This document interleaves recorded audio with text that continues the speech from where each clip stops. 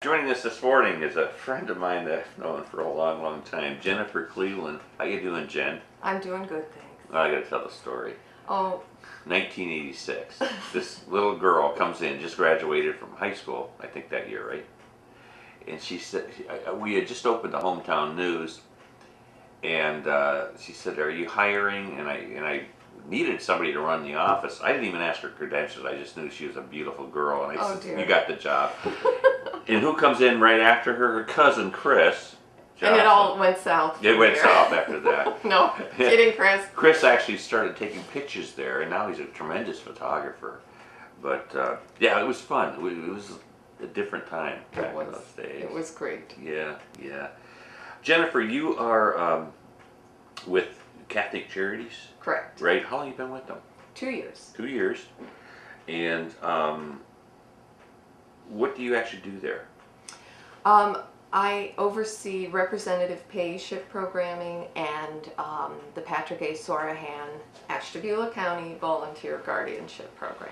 Now, Patrick Sorahan is is deceased now, but right. he would be Martha Sorahan's husband, correct? I believe so, yes. I believe that was her husband. Martha, of course, is editor of the Courier. And what does that provide, that particular foundation? Well, it started in the early 90s, and Patrick Sorahan saw a need, particularly with vulnerable seniors who were really, at risk of neglect, abuse, financial exploitation, just vulnerable people who didn't have anyone to make decisions for them, and they were impaired. So he went through the courts and started the process of getting them representatives who could speak for their best interests. Mm-hmm, mm-hmm. And with the support of the probate court and Judge Haig in particular, this program was started. Now, do you have an event coming up that with this, or is this an ongoing thing? This is, we're appointed by the court, and it is usually dementia and Alzheimer's, so it's a progressive illness that isn't going to improve. Mm-hmm. And so it's usually for the rest of their natural life that they have someone. Yeah, I had, I believe, back in the 70s when my grandmother passed away, she had a form of dementia, but we didn't know then anything about it. Now it's come to the forefront where you learn, you're educated about it. But we couldn't understand why she would sit for hours, days, without talking, just staring into space. And we just thought, well, maybe she just, I think, but there was a name for it back then where, but it had to be dementia or Alzheimer's, you right. know.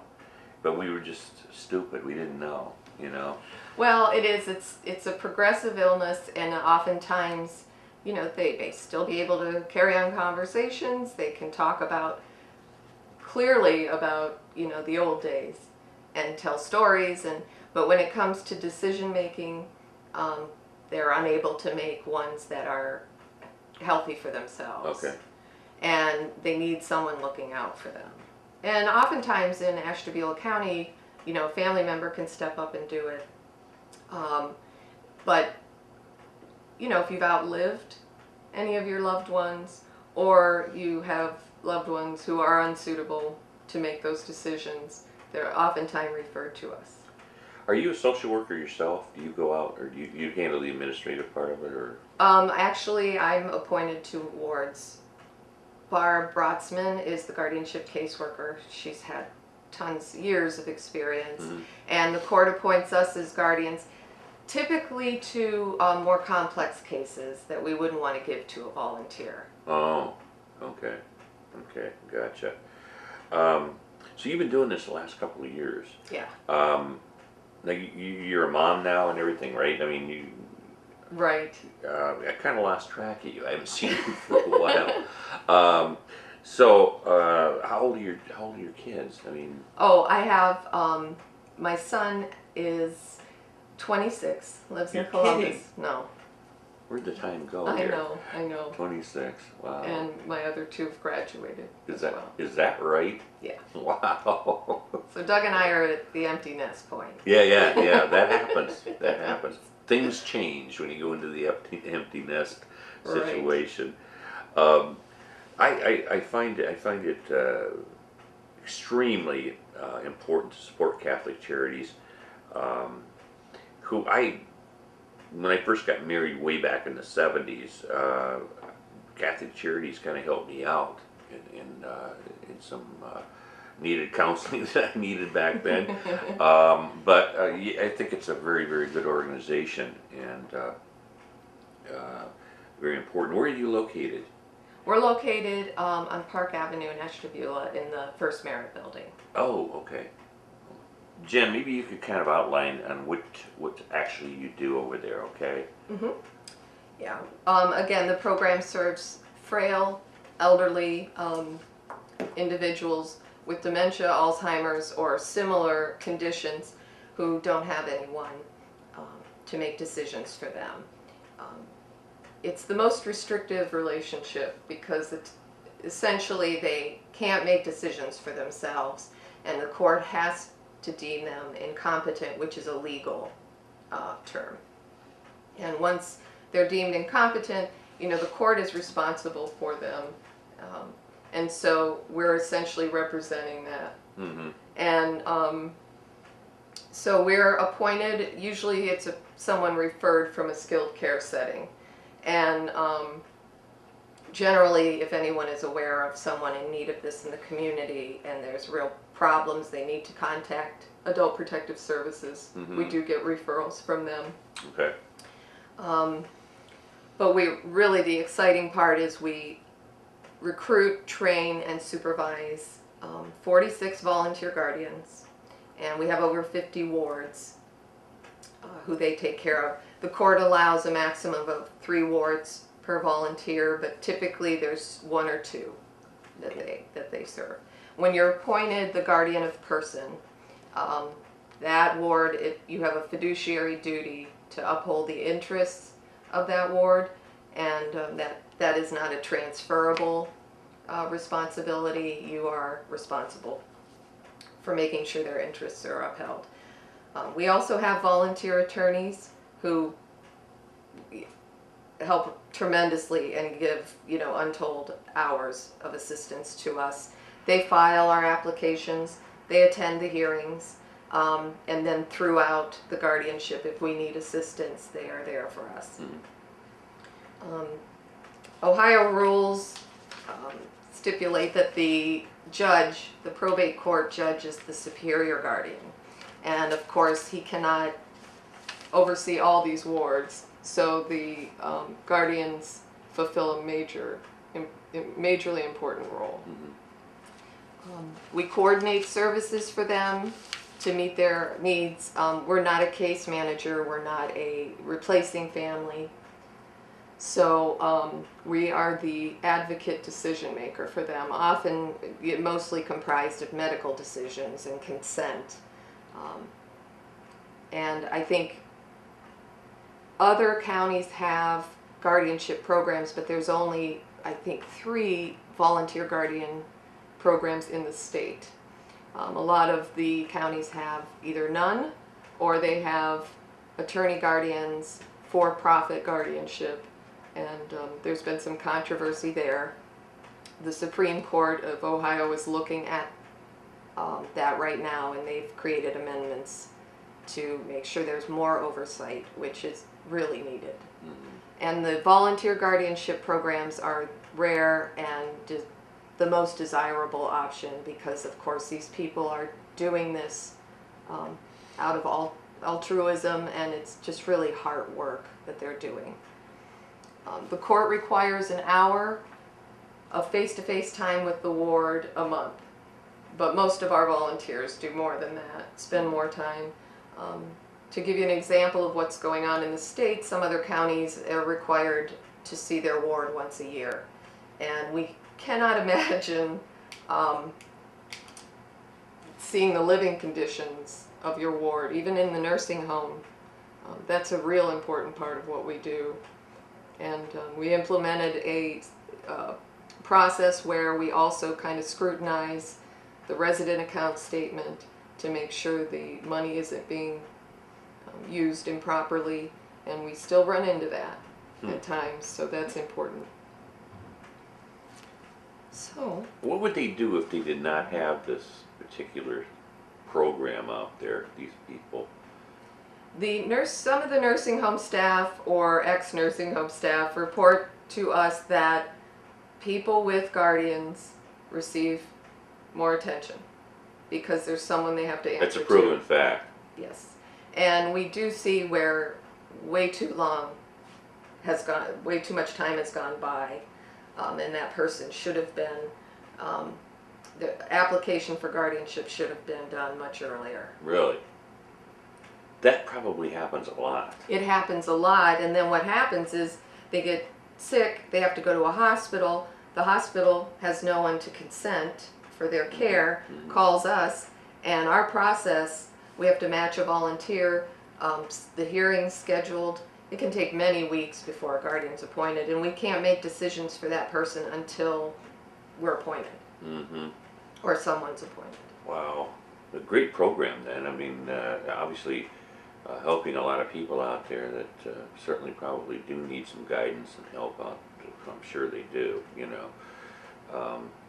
Amazing. I was not that aware of that, that you had this program. Yeah, I think we're kind of under the radar. Yeah, a little bit. Yeah. A little bit, yeah. And in the cases of, more contentious guardianships where, we're not welcome with open arms by family members. Really?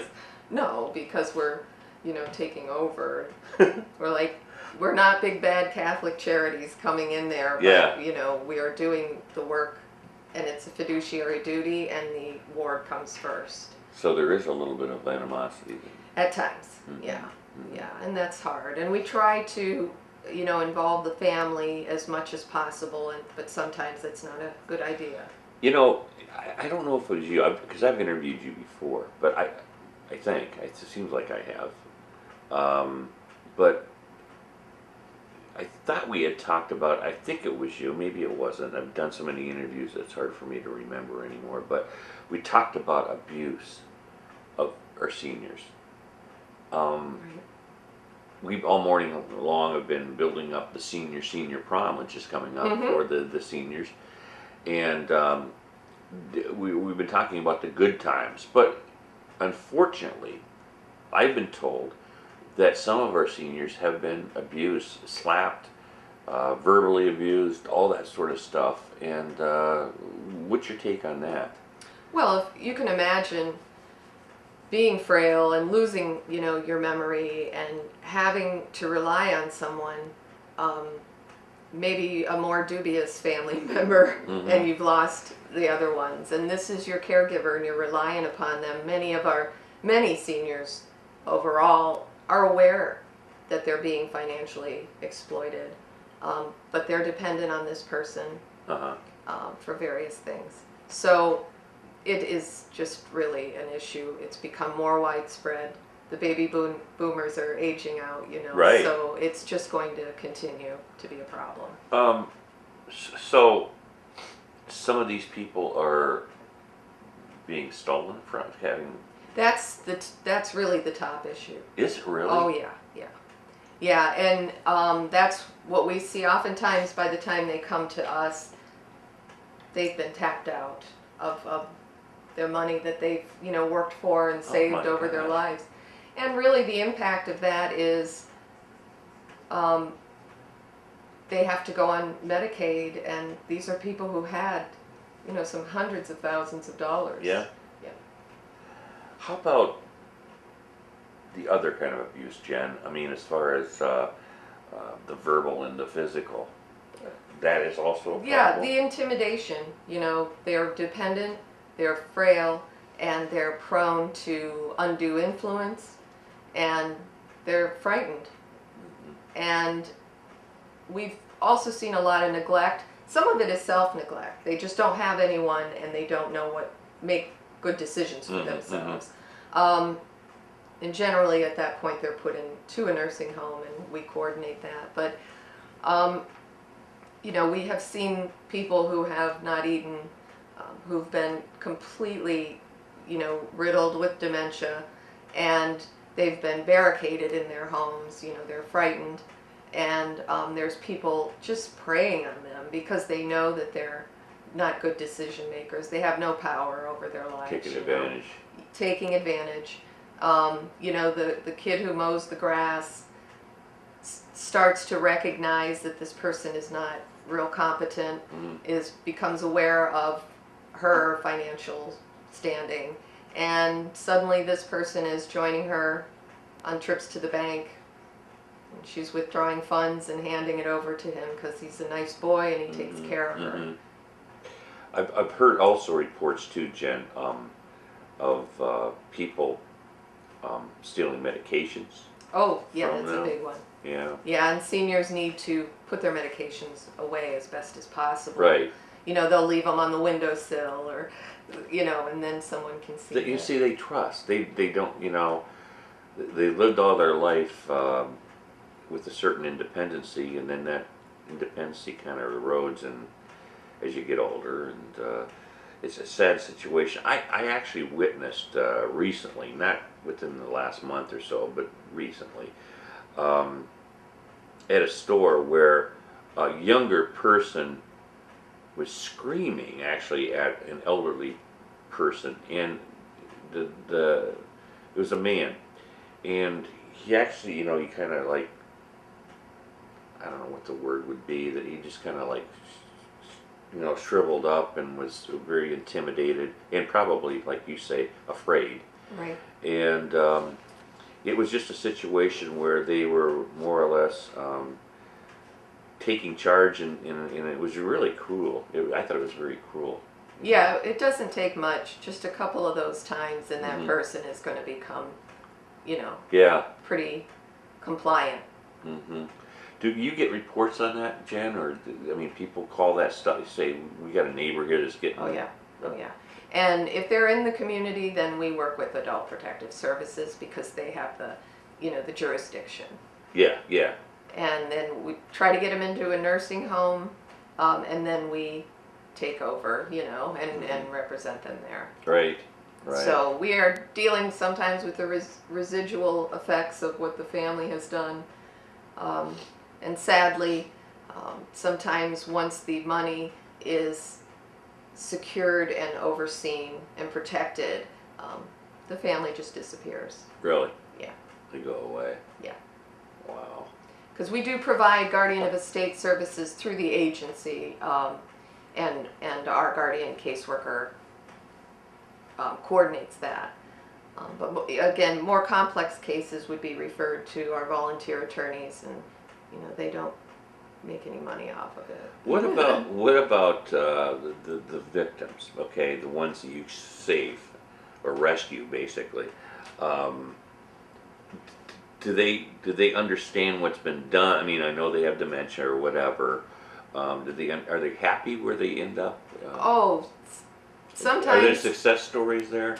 Oh, definitely. We have wards who don't want anything to do with a guardian. They don't think they need a guardian.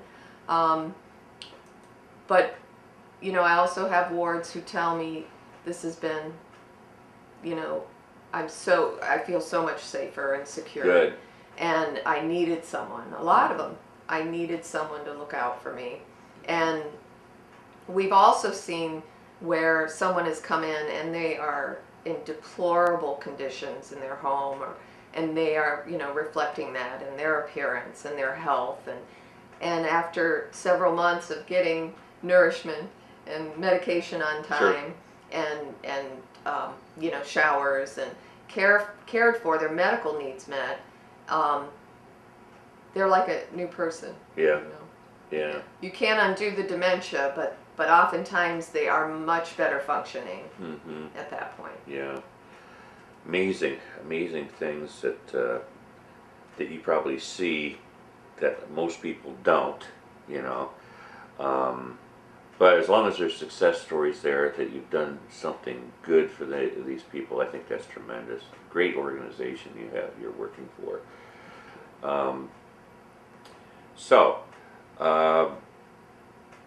Is there a number, Jen, that if anybody has any questions they could call? Sure. 992-2121. Let me write that down.